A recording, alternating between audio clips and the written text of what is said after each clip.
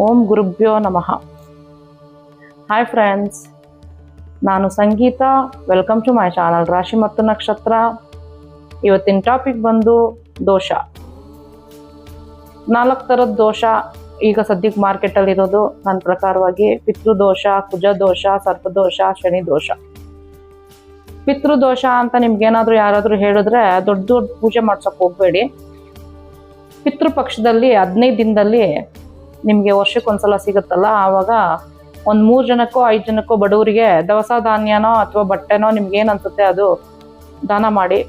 ಇಲ್ಲ ಅಂತಂದರೆ ತಿಂಗಳಿಗೊಂದ್ಸಲ ಬರೋ ಅಮಾವಾಸ್ಯೆನಲ್ಲಿ ನೀವು ದಾನ ಮಾಡಿದ್ರು ಕೂಡ ನಿಮಗೆ 1 ವರ್ಷದಲ್ಲೇ ನಿಮಗೆ ಪ್ರತಿಫಲ, ನಿಮಗೆ ಚೇಂಜಸ್ ಗೊತ್ತಾಗತ್ತೆ. ಸೊ ಇನ್ನು ನೆಕ್ಸ್ಟು ಸರ್ಪದೋಷ. ಚೈನಾದಲ್ಲಿ ಜನಗಳು ಹಾವು ತಿಂತಾರೆ ಅಂತ ಕೇಳ್ಪಟ್ಟಿದ್ದೀನಿ. ಸೊ ಚೈನಾದವ್ರಿಗೆಲ್ಲ ಸರ್ಪದೋಷನ ಸ್ವಲ್ಪ ಯೋಚನೆ ಮಾಡಿ ಸರ್ಪದೋಷದ ಬಗ್ಗೆ.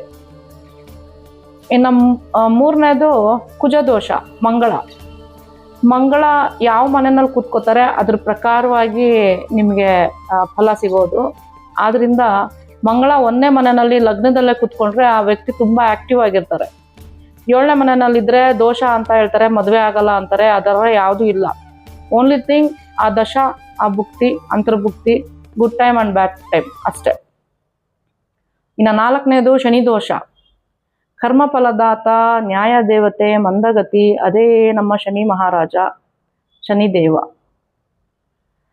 ಶನಿ ಅಂದರೆ ಬರೀ ಶಿಕ್ಷೆ ಅಲ್ಲ, ಜೀವನದ ಪಾಠ ಅಂತ ನಾವು ಎಲ್ರಿಗೂ ಗೊತ್ತಿರೋ ವಿಚಾರನೇ. ಆದ್ದರಿಂದ ನಿಮಗೆ ಶನಿ ದೋಷ ಇದೆ ಅಂತಂತಂದರೆ ಬೆಸ್ಟು ಒಂದು ಮಂಡಲ ಟೈಪು 48 ದಿನ ಎಳ್ಬತ್ತಿ ಹಚ್ಚಿ, ಇಲ್ಲ ಶನಿವಾರ ಎಳ್ಳೆಣ್ಣೆ ದೇವಸ್ಥಾನಕ್ಕೆ ದಾನ ಮಾಡಿಬಿಡಿ. ಶನಿ ದೋಷ ಖಂಡಿತ ನಿವಾರಣೆ ಆಗುತ್ತೆ. So please like, share and subscribe my channel. So see you on my next video. Bye.